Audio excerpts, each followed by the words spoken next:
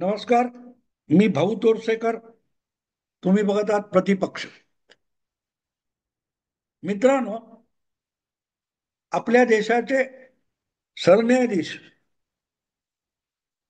भूषण गवई यांनी खरोखरच एक अत्यंत महत्वाचा असा निर्णय घेतला किंवा आदेश दिलाय आणि त्यासाठी त्यांचं कौतुक करणं मला आवश्यक वाटतं, अगत्याचं वाटतं. कारण मला पण दीर्घकाळ खटकणारी एक गोष्ट आहे की सुप्रीम कोर्टात सुद्धा काही कोटी खटले पडू नये. देशाच्या वेगवेगळ्या कोर्टामध्ये कोट्यवधी खटले पडू नये. कदाचित सुप्रीम कोर्टामध्ये सुद्धा काही लाख किंवा 1 कोटीपेक्षा अधिक खटले पडू नये. ते खटले चालवावेत आणि आपल्यासाठी न्यायनिवाडा व्हावा म्हणून सामान्य याचिका करते असील अर्जदार हे हजारो हजारो रुपयांची फी नित्य नेमाने भरत असतात. सुप्रीम कोर्टातल्या वकिलांची फी तर लाखा लाखांची असते.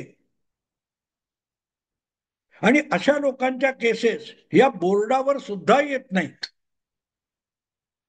सुनावणीला सुद्धा आता बघा तुम्ही, हा जो काय तो मालेगावचा खटलाय, 17 वर्षानंतर निकाल, 12 वर्षानंतर निकाल. उद्धव ठाकरे ठणाणा करतायत. त्यांची जी एकनाथ शिंदे यांच्या बंडाविरुद्धची केस आहे, आपल्या पक्षाचं नाव आणि आपल्या पक्षाचं निवडणूक चिन्ह आपल्याकडून काढून घेण्यात आलं आणि एकनाथ शिंदे यांना देण्यात आलं किंवा त्यांच्या गटाला देण्यात आलं. त्याविरुद्ध उद्धव ठाकरे यांनी सुप्रीम कोर्टात जी दाद मागितलेली आहे त्याची आता जवळजवळ 1.5-2 वर्ष झाली सुनावणीच होत नाहीये. वारंवार तारखा दिल्या जातात पण सुनावणी होत नाहीये. कारण ती बोर्डावर कोर्टाची ही पद्धत असते की या तारखेला या या केसेस येतील सुनावणीला, असं म्हटलं जातं. आणि ज्या काही 40 केसेस आहेत किंवा समजा 25 केसेस आहेत, त्या 25 केस मधल्या पहिल्या केसेस क्रमाने घेतल्या जातात आणि त्या 2-3 केसेसची सुनावणी झाली की बाकी उरलेल्या ना पुढच्या तारखा दिल्या जातात की गेले 2-4-6 महिने पुढे. पण एकही केस ही झटपट आली आणि झटपट निकाल लागला असं होत नाही. आणि त्याचं कारण हे असतं की सुप्रीम कोर्टातले जे ज्येष्ठ वकील म्हटले जातात, सिनियर ऍडव्होकेट, यांचा सुप्रीम कोर्टामध्ये दबदबा असतो. दबदबा असतो. हे लोक कुठच्याही केसची सुनावणी चालू असताना किंवा सुनावणी त्यांच्या नाव पुकारलं गेलं असताना मध्ये घुसतात आणि म्हणतात हे अर्जंट मॅटर आहे. आपण जी नावं ऐकतो ना, रोहटगी, कपिल सिब्बल, अभिषेक मनु सिंघवी, कोण दुबे दुबे वगैरे, असे जे काय 8-10 मोठी नावं आहेत, हे लोक सरन्यायाधीशांसमोर जाऊन हजर होतात आणि अचानक अगदी कधी कधी चालू सुनावणीमध्ये सुद्धा हे अर्जंट मॅटर आहे, हे आत्ताच घेतलं पाहिजे, काय तो भाऊ तोरसेकरला जामीन पाहिजे, त्याला काहीतरी पाहिजे, हे घुसले की तो विषय बाजूला पडतो, असलेली सुनावणी बाजूला पडते आणि मग ठीक आहे तुम्ही उद्या या. पण अशा 4 वेळेला तुम्ही मध्ये घुसून काहीतरी केलं तर मूळ जे विषय बोर्डावर असतात ते मागे पडत जातात. आणि हा इतका नित्यनेमाचा प्रकार झाला होता, याला कुठेतरी आळा घालणं आवश्यक होतं. आणि अशा बाबतीत तुम्हाला आठवत असेल एक नाव मी सांगायला विसरलो, ते नाव हल्ली फारसं ऐकू येत नाही. ते आहे प्रशांत भूषण. ह्या असल्या उचापतखोर वकिलांमध्ये प्रशांत भूषण हे कुठलीही केस घेऊन येणार आणि ही अर्जंट आहे, आत्ताच्या आत्ता घ्या, हा सामान्य जनतेचा विषय वगैरे वगैरे. आणि या लोकांनी जेव्हा चेलमेश्वर नावाच्या न्यायमूर्तींनी बंड केलं होतं, दीपक मिश्रा या सरन्यायाधीशांच्या विरोधात जेव्हा 4 न्यायाधीशांनी बंडाचा पवित्रा घेतला होता, तेव्हा त्यांचा समर्थन करणाऱ्यांमध्ये हे प्रशांत भूषण होते. आणि मिश्रा यांच्या नंतर जे रंजन गोगोई नावाचे सरन्यायाधीश झाले. त्यांच्याही कोर्टामध्ये हे प्रशांत भूषण भोसले तेव्हा पहिल्या दिवशी प्रशांत भूषण यांना अक्षरशः अपमानित करून आपल्या कोर्टातून सरन्यायाधीश गोगोई यांनी पेटाळून लावलं होतं. त्यानंतर अशाच एक दोन घटना घडल्या आणि प्रशांत भूषण हे प्रकरण मागे पडलं. पण कपिल सिब्बल असोत किंवा तुमचे अभिषेक मनु सिंघवी असोत, हे मोठे नावाजलेले वकील आहेत. असं म्हणतात की एकेका दिवसाचे एकेका तासाचे 10-15 हे लोक चार्ज करतात. कोणालाही जामीन मिळवून द्यायचा की हे पुढे आहेत, ताबडतोबीने पुढे येणार. आणि प्रामुख्याने दहशतवादी, देशविरोधी अशा प्रकरणात अडकलेल्यांसाठी हे अगदी मोठे पुढे असतात.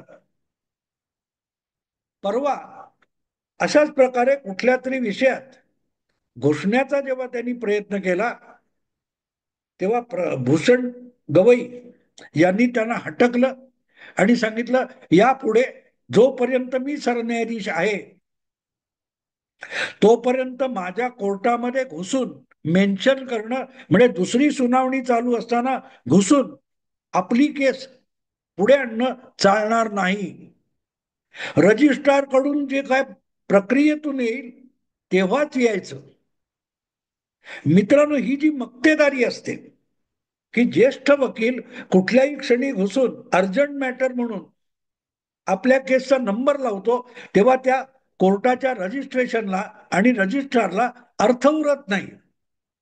आता हे कधी घुसू शकतात, म्हणून आपोआपच ज्यांना आपल्या विषयाचा, आपल्या प्रकरणाचा लवकरात लवकर निवाडा व्हावा, न्याय व्हावा असं वाटतं, असे सगळेच्या सगळे गरजू लोक हे आपोआपच या ज्येष्ठ वकिलांकडे जातात.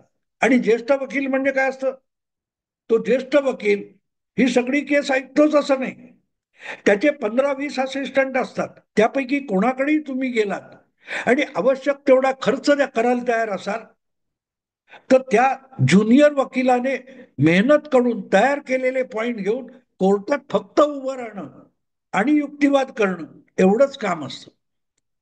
पण यांची ज्येष्ठता असल्यामुळे त्याची सुनावणी लवकर होऊ शकते आणि म्हणूनच एक प्रकारे सुप्रीम कोर्टाच्या सुनावणीवर या ज्येष्ठ वकिलांची एक प्रकारची मक्तेदारी तयार झाली. बघा ना तुम्ही, कर्नाटकमध्ये जेव्हा ते येदियुरप्पा सरकार झालं किंवा नंतरच्या काळामध्ये ते आमदारांच्या राजीनाम्याचा विषय आला, अशा प्रत्येक विषयात उद्धव ठाकरेंचं प्रकरण झालं, तुमच्या अजितदादांचं प्रकरण झालं, राष्ट्रवादी आणि शिवसेना या सगळ्या विषयामध्ये पुढे कोण होते वकील? अभिषेक मनु सिंघवी, कपिल सिब्बल. कारण हे जाऊन घुसतात आणि तरीही प्राथमिक सुनावणी झाली आणि जो काय स्टे असेल मिळाला न मिळाला वगैरे वगैरे, पण सुनावणी तात्काळ होते. आणि यातून जी सुप्रीम कोर्टामध्ये एक प्रकारची मक्तेदारी तयार झाली होती त्याला भूषण गवई यांनी चाप लावला. यासाठी त्यांचं मनपूर्वक अभिनंदन केलं पाहिजे असं माझं प्रामाणिक मत आहे.